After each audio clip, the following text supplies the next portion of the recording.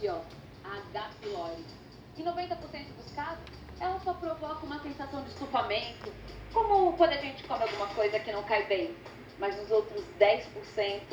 Essa bactéria pode causar uma gastrite, que é uma inflamação importante dentro do estômago, que torna-se crônica e muitas vezes se transforma numa úlcera. E é essa bactéria a maior causa de úlcera no ser humano. Desses casos, 1% pode evoluir para câncer de estômago. Por isso que essa bactéria deve ser combatida, erradicada. A gente não diz que ela tem que ser morta, ela tem que ser erradicada do nosso estômago. Para começar, saneamento básico e higiene são as melhores armas contra a H. pylori. Essa vilã é transmitida de uma pessoa a outra pela saliva e através das fezes, que contaminam o solo, a água e os alimentos. Um simples ato de lavar a mão para mexer no alimento é muito importante. O hábito de, depois de usar o banheiro, lavar as mãos é muito importante. Então, a higiene é muito importante. Agora, se mesmo com os cuidados ela invadir seu corpo, é preciso usar medicamentos para acabar com a bactéria. O tratamento é feito com um remédio que diminui bastante o ácido dentro do estômago e dois outros remédios que são 2 antibióticos. Como a H. pylori é resistente e aprendeu a sobreviver aos remédios, desde o ano passado, os antibióticos passaram a ser receitados por 14 dias. De cada 10 que nós tratávamos, só 7 eram erradicados e você precisava fazer um segundo tratamento. E com isso a erradicação passou de cada 10 tratados para mais de 8 ou quase 9 sendo erradicados. Excluir da dieta alimentos gordurosos, ácidos, picantes e com cafeína também ajudam a controlar os estragos provocados por essa hóspede indesejada. Todo esse conjunto de alimentos dificulta o processo de digestão e isso também estimula a secreção do suco gástrico e que pode auxiliar ou aumentar a dor ou aqueles sintomas que o paciente estava referendando. Anota essas outras dicas. Coma devagar, mastigue bem, tome cuidado de não tomar muito líquido durante as refeições, evite bebidas carbonatadas, evite o álcool, evite os extremos de temperatura, alimentos muito quentes, alimentos muito frios, coma bem devagar e bem fracionado. Com tudo isso, não há H. pylori que sobreviva. Para quem ficou na dúvida, bebidas carbonatadas são bebidas com gás. Tem uma dúvida no nosso auditório virtual sobre H. pylori. Vamos dar uma olhada. Mayra ou Maíra, acho que é Mayra. Gastrite causada por H. pylori tem cura? Tem sim. Na verdade, quando a gente tem o H. pylori no estômago, e só para adiantar, 70% da população do Brasil tem Helicobacter no estômago. 70% de cada 10 brasileiros, 7. Na verdade, no mundo inteiro, 50% do planeta tem H. pylori no estômago. Quanto piores as condições de saneamento básico, mais H. pylori, quanto melhores, menos. Mas sempre quando a gente tem H. pylori no estômago, a gente tem gastrite, né? Quase 100% das pessoas que têm H. pylori têm gastrite. A gente matando, erradicando o Helicobacter, essa gastrite tende a desaparecer. Mas se todo mundo que tem H. pylori tem gastrite, significa que todo mundo que tem H. pylori tem dor? Não. Uma coisa é a inflamação do estômago, que é a gastrite que o Helicobacter provoca. Outra coisa é a dor do estômago, que essa gastrite pode levar ou não. A grande maioria das pessoas que tem Helicobacter não vai ter nenhum problema sério com o Helicobacter. Não vai ter câncer, não vai ter úlcera. Pode ter dor de estômago associada ao Helicobacter, que entretanto eu só consigo diagnosticar se aquela dor é pelo Helicobacter. A hora que a gente trata o Helicobacter, mata o Helicobacter, o paciente melhora da dor. Agora, doutor Fábio, tem muita gente que tem gastrite, que sente dor no estômago pela gastrite, que vai tomando omeprazol, por exemplo. A pessoa toma, às vezes até sem receita médica, muita gente. Isso pode, por exemplo, esconder a H. pylori? Na verdade, assim, o que acontece é que se a gente toma um remédio sem o conhecimento do médico, e esse remédio, vamos dizer que eu tenho uma gastrite, eu tomo um antiácido ou tomo um remédio que vai aliviar a minha dor de uma maneira pontual, é claro que a gente sabe que você não vai no médico com qualquer dorzinha que você teve. Mas se isso se torna uma coisa constante, que você tem que tomar um remédio por um período mais prolongado, é necessário sim procurar um médico para saber se a melhor maneira de tratar isso, inclusive para investigar a presença do H. pylori e outras causas mais que poderiam estar causando essa dor. E a Duda quer saber como é que eu sei se eu tenho H. pylori? Bom, para a gente saber se a gente tem ou não tem H. pylori, tem dois grupos de exames que a gente pode fazer. Uns que dependem de endoscopia, então a gente faz endoscopia, tira um pedacinho do estômago e a gente vê se tem H. pylori ou não naquele pedacinho retirado, na biópsia que é feita. Existem também métodos que a gente chama de não invasivos, que são métodos que independem da realização de endoscopia, embora a gente tenha muito pouca disponibilidade desses métodos no Brasil. Ainda é mais comum no SUS a endoscopia com biópsia, é o método mais invasivo. No Brasil inteiro, o que se faz mais é a endoscopia com biópsia. Mas existe o teste sorológico, existe o teste do assopro, em que o paciente engole um comprimidinho, assopra no saquinho, a gente sabe se tem a bactéria ou não. Existem testes sorológicos na urina, existem pesquisas de Helicobacter nas fezes. Isso tudo dá para ser feito sem necessidade de endoscopia, mas a disponibilidade desses métodos, que a gente chama de não invasivos, é muito ruim. E isso é super importante, porque como a gente falou, nem sempre quem tem H. pylori sente dor, então precisa descobrir para tratar, né?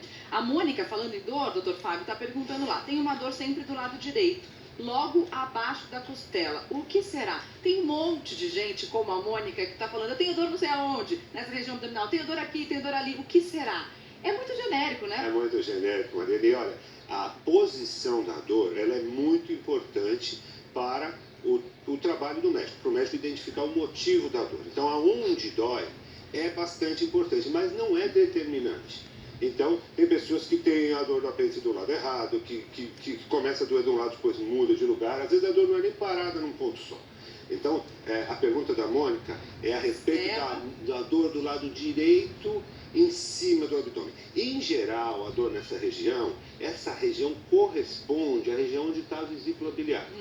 E muitas vezes, aqui, essa aqui, ó. Ah. Muitas vezes, essa região, quando dói, está relacionado com a vesícula biliar. Porque aí nessa região que a gente, quando palpa, sente a vesícula. Agora, nessa mesma região, está muito perto do estômago, o intestino passa, também tem gases. Olha então, lá onde está o estômago. Olha lá, aqui está desenhado ao lado, mas na verdade é tudo junto e misturado.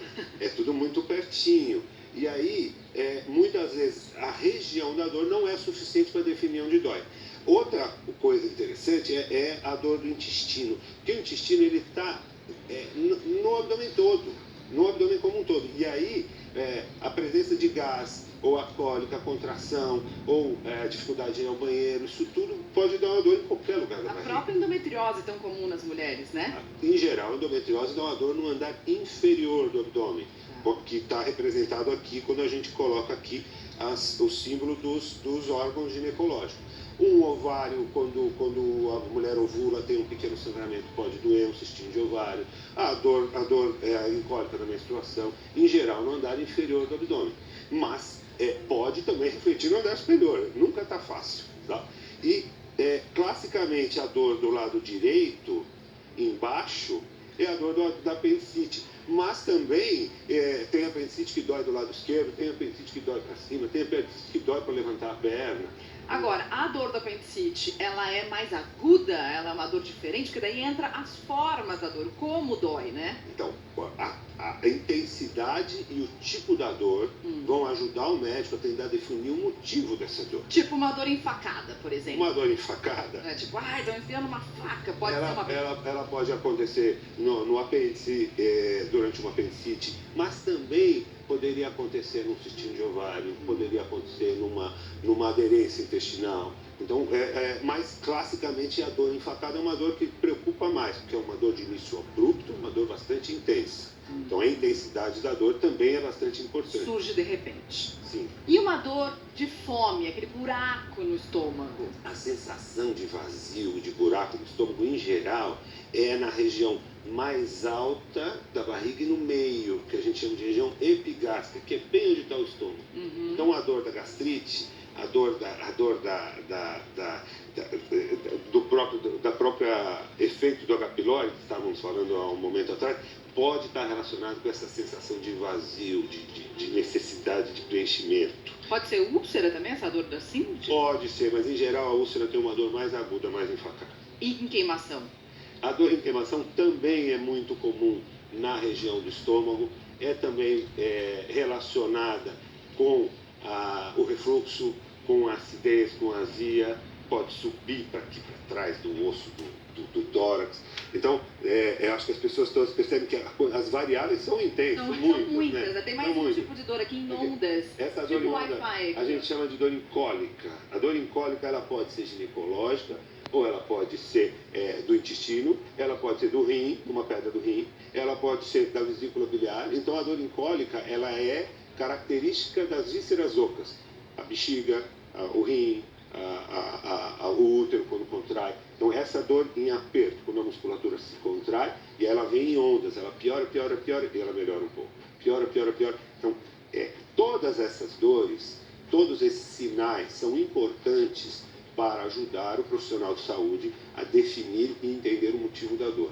Então, quando você sente isso, é legal você guardar, olha, doutor, a minha dor ela vem em ondas, ela vem mais em tal hora, ela vem mais quando eu faço isso ou aquilo, porque isso ajuda a gente a cuidar de você. Dica do bem-estar, então pega o bloquinho de notas do celular, anota lá que horas vem sua dor, que tipo é essa dor, e falando em hora da dor, tem uma pergunta. Vamos ver aqui a pergunta de quem é agora, do Daniel Cruz. Sentir uma dor no estômago sempre depois das refeições pode indicar algum problema mais sério, doutor Ricardo? Pode. Na verdade, isso é o que a gente chama de dor dispéptica, né, relacionado com as refeições. Pode ser uma doença benigna, como pode ser uma doença maligna. Você pode ter uma gastrite simples, uma gastrite nervosa, pode ser uma úlcera, pode ser até um câncer de estômago. Eventualmente, também pode ser algum problema relacionado com a vesícula ou com o pâncreas, quer dizer, a simples dor na região do estômago pós-alimentar não dá um diagnóstico de nada. A gente tem que investigar. Tem que investigar, né? Mas a hora da dor é importante. A gente vai ver aqui agora algumas coisas que estão relacionadas com esse momento da dor. E quando ela acontece? Por exemplo, você sente uma dor, aí você come e a dor passa. O que pode ser? Pode ser uma gastrite, que a gente chama nervosa. Pode ser uma úlcera gástrica, que costuma melhorar, uma úlcera duodenal, que pode melhorar quando a gente come. E uma dor quando você vai no banheiro dá uma aliviada, doutor Fábio? Olha, dor de gases, a dor de dificuldade no banheiro, a cólica relacionada à obstipação, quando a gente vai no banheiro alivia muito. E a dor que te acorda durante a noite? Essa dor normalmente está relacionada com algum problema péptico, ou seja, com a secreção de ácido no estômago. O nosso estômago ele secreta mais ácido durante a madrugada. Que horas mais ou menos? Mais ou menos entre 2 e 3 horas da manhã. 2 e 3 horas da manhã. Essas doenças que dependem da acidez, como por exemplo as úlceras, especificamente a úlcera duodenal, ou mesmo a doença do refluxo, pode piorar durante a noite e o paciente levanta pela dor. E se ele levanta pela clocking, que tem a ver com o relógio, isso. Se ele levanta pela dor, é sinal de que já é um problema mais sério? Isso a gente considera que a gente chama de sinal de alarme. É um sinal que o paciente deve procurar o médico e ser investigado. Falando em sinal de alarme, vamos ver outro.